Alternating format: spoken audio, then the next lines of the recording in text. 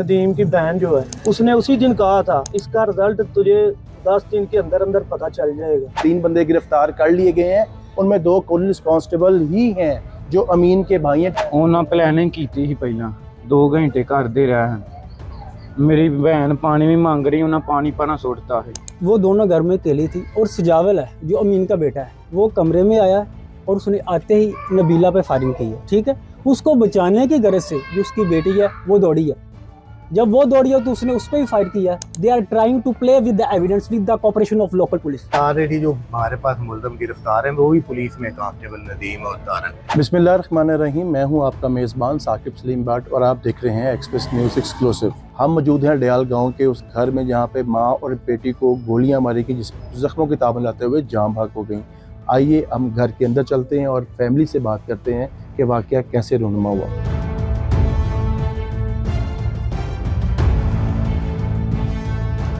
ये इस वक्त हमारे साथ मौजूद हैं केस के मुद्दई मोहम्मद शफीक साहब। उनसे पूछेंगे कि आपकी बेटी को जो गोलियां मारी गई हैं, आपकी पोती को गोलियां मारी गई, किसने मारी हैं, क्या वजूहत थी? तेरी बेटी नबीला की शादी कितने अरसे पहले हुई सी, कितने बच्चे सन हो गए?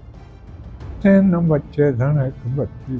ते किसना वाकया होया? जो वाकया होया तुसी कित्थे सो, तुहानू किन्ने दस्सिया कि ये होया? ਉਹਦਾ ਪੁੱਤਰ ਦੱਸ ਗਿਆ कि ਇੱਥੇ ਫਿਰ ਗਿਆ।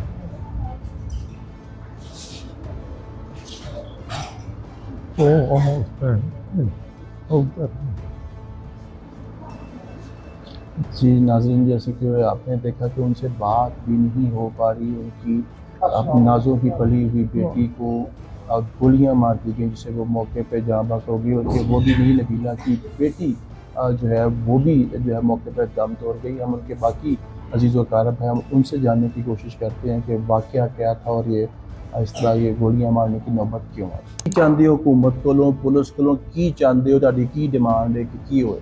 ਸਾਡੀ ਜਮਾਨ ਆ सजा दें, सजा ही होनी और की हो। इस वक्त हमारे साथ मौजूद हैं उमर अली जो मकतूला नबीला के भतीजे हैं। हम उनसे पूछते हैं कि ये सारा वाक़या क्या हुआ, किसने गोलियां मारी नबीला को और उसकी बेटी को? जो नबीला मेरी पुप्पो लगती है उसको सजावल वल्द अमीन ने, जो ASI है पंजाब पुलिस में मुलाजम है, उसने गोलियां मारी है। अमीन ने गोलियां मारी? नहीं, उसके बेटे सजावल ने गोलियां मारी है। तो मुकदमे में अमीन का नाम भी लिखा हुआ है। वाक़या वो भी हुआ साथ क्यों? है, वो भी साथ है। जब गोलियां मारी हैं बाप बेटा दोनों ही साथ है और उसके चाचे 3 हैं, वो भी सारे मशवरे में शामिल है। इन्होंने एक दूसरे के साथ मशवरा करके सलाह करके फिर मारा उन्हें।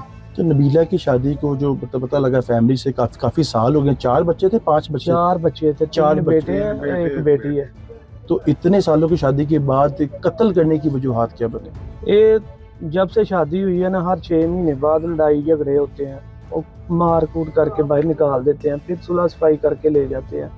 ये चंद कबल अरसा पहले उन्होंने कुछ घरों के मामलात, रिश्ता लेन देन की वजह से ना लड़ाई झगड़ा करके निकाल दिया था। फिर कोई 5-6 दिन गुजरे हैं, सुलह सफाई करके ले गए। फिर कोई चंद कबल दिन गुजरे हैं, फिर लड़ाई झगड़ा करके रिश्ते की वजह से निकाल दिया। फिर वो बच्चे आके रोते थे इधर के हमारी माँ को भेज दो, हमने वापस भेज दिया। और फिर 10-12 दिन गुजरे हैं, उसके बाप ने निकाल दिया और हमें घर पे आके कहा कि हमने आपकी बेटी को निकाल दिया और तलाक के पेपर जो है ना हम आपके घर में भेज देंगे। ये नदीम ने कहा? नदीम ने कहा कि हम ना आपकी बेटी को निकाल दिया, बच्चों को भी निकाल दिया था, ठीक है, और तलाक के पेपर जो है ना आपके घर में भेज देंगे, आप अपनी बेटी को ले आओ। हम उसे जाके ले आए। वो तकरीबन को चंद दिन रही है, 3-4 दिन रही है। बच्चे भी रो रहे थे, हमने घर जाना है, वो जिद कर रहे थे। वो फिर हमने ना बच्चों की सूरत हाल देख के कि मासूम बच्चे रोते हैं घर में जाने के लिए, हमने उनको फिर दोबारा वापस भेज दिया घर पे। और जिस दिन वो घर जा रहे थे ना, उस दिन वो बच्चों की पुप्पो जो है ना, नदीम की बहन जो है, उसने उसी दिन कहा था इसका रिजल्ट तुझे 10 दिन के अंदर अंदर पता चल जाएगा।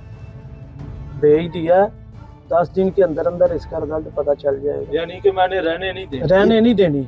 तो इतना मतलब वो फैमिली इस हद तक क्यों थी कि उनके मर्द, तो चलो मर्द, खवातीन भी इस हद तक पहुंची हुई थी? और किस रिश्ते की बात का आप कह रहे हैं? वो इसकी बेटी का रिश्ता जो है ना वो करना चाहते थे। किसका? वो कभी कहते थे हमारी तरफ करो, हम वो नहीं, उसके तरफ नहीं करना चाहते थे, क्योंकि वो जो है ना अपने दामाद की इज्जत नहीं करते। आप नबीला की बेटी की बात करें, हाँ, जनीशा नबीला की की बेटी की बात कर रहा हूँ। वो अपने दामादों की इज्जत नहीं करते, घरों में लड़ाई झगड़े होते हैं, 100 मामलात होते हैं। अगर उनके को बेटी को कोई मामलात हो या कोई कहता है, वो अपने दामाद को मारते हैं, अपनी जिद से बात मनवाते हैं। इस वजह से हम उधर करना नहीं चाहते। और बाद में वो अपनी बेटी का रिश्ता कहीं और करना चाहते थे, और जिस घर में वो करना चाहते थे उसकी माँ भी नहीं है, उसका घर भी नहीं है, उसका बाप लोगों का काम करता है, लोगों का काम करता है। और कहते थे कि इसके घर में करो, वो कहती मैंने अपनी बेटी उनको नहीं देनी, क्योंकि ना उसका घर बाहर है। इस अख्तलाफात की वजह से उन्होंने ये काम किया। तो जनीशा की कितनी उम्र थी शादी का? तकरीबन 18 साल उम्र, 16-17 साल, 16-17 इतनी उम्र। तो ये शादी नदीम करना चाहता था, यानी कि नदीम नहीं, अनायत नंबरदार करना चाहता था, जो हमारे गांव का नंबरदार है।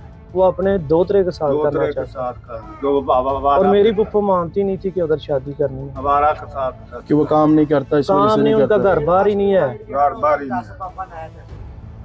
घर बार नहीं है उनका। तो ये मेन वजूहात थी लड़ाई की, जिसकी वजह से अक्सर नबीला को मारा जाता था, जुल्म किया जाता था, मार के उनको निकाल दिया जाता था। फिर हम बच्चों की तरफ दे के उनको भेज देते थे वापस। तो चलो, अब घरों में 100 मामलात होते हैं, अपने घर में ही सही बच्चे रहते हैं, इस वजह से उनको फिर भेज देते थे। ये सारा काम जो है ना अनायत नंबरदार ने सुलह के अब प्लान करके करवाया। इसमें नबीला के जेठ देवर सारे प्लान में शामिल थे। इन्होंने एक प्लान बना के ये काम किया। जब उन्होंने ये काम किया है, उन्होंने जो उसके बड़े बेटे हैं ना, दोनों को वो 10-15 मिनट पहले घर से ले गए तो चलाओ ज़रा बाहर काम है। घर में कोई नहीं था, वो दोनों अकेली थी। फिर ये काम सजावल ने किया, और उसके साथ उसका बाप। तो सजावल जब रिश्ते की तनाज़ा था, नदीम शादी करना चाहता था अपनी बेटी की नंबरदार के बेटे की तरफ, तो सजावल उसका क्या लगा नबीला का? नबीला को जेठ का बेटा था। जेठ का, तो उसको क्या मसला था? सजावल आगे क्यों आया? वो उनका प्लान था ना, प्लान था। सब ने मिलके ये प्लान किया है, सब ने ये मिलके प्लान किया हुआ था कि इसको ना किसी तरीके से मार देते हैं, और बेटी जो है ना उसका रिश्ता उधर कर देंगे। और जब उन्होंने माँ को फैर लगाया ना, वो लड़की वो खुद आगे आ गई है, उसको बाद में फैर ऊपर गिरी है ना, उसको भी फैर लग गया। मारा उन्होंने माँ को था, और लड़की ऊपर गिरी है, उसको भी फैर लग गया। माँ को बचाने के लिए, माँ को बचाने के लिए 4 फैर माँ को लगे और 4 बेटी को लगे। हसन साहब, मुझे ये बताइएगा कि ये जो वाकया हुआ, गोलियां चलाई गईं, ये किस तरह क्यों पेश आया? और बच्ची जिससे शादी की वो ख्वाहिशमंद थे जी, तो उसको कत्ल करने की क्या जरूरत? उसके कदर इनको ये पूरी उन्होंने प्लानिंग की हुई थी। ठीक है, उस बच्चे की शादी ये वहाँ पर करवाना चाहते जो बिल्कुल अनपढ़ जाहिर यानी कि अनएजुकेटेड बंदे हैं, ठीक है, और लोएस्ट क्लास के बंदे हैं, ठीक है, उसके साथ ही इसकी शादी करवाना चाहते थे, जो नबीला यानी कि मेरी पप्पू नहीं चाहती थी। जैसे उन्होंने मौका मिला, उन्होंने घर में दोनों अकेली थी, दूसरों को उन्होंने आगे पीछे, इनके बेटों को भी वो अवैस है नंबरदार, जो पीछे नाज़म भी हुआ है, ये असर और सूख वाले सारे लोग हैं, ठीक है। 4-5 बेटे इसके नायत नंबरदार के पुलिस में हैं, ठीक है, कोई ASI है, कोई सब इंस्पेक्टर, यानी कि सारे पुलिस में, ठीक है। तो उस दिन ऐसा हुआ कि उन्होंने जो इसके बेटे हैं ना नबीला के, उसको किसी काम की घर से ले गए थे, यानी कि बहाने से किसी जगह पे ले गए, ठीक है। वो दोनों घर में अकेली थी, और सजावल है जो अमीन का बेटा है, वो कमरे में आया और उसने आते ही नबीला पे फायरिंग की है, ठीक है। उसको बचाने की गरज से जो उसकी बेटी है वो दौड़ी है। जब वो दौड़ी है तो उसने उस पर ही फायर किया, जो मौके पर जाम है तो भी, ठीक है। और अब ये they are trying to play with the evidence with the cooperation of local police, ठीक है।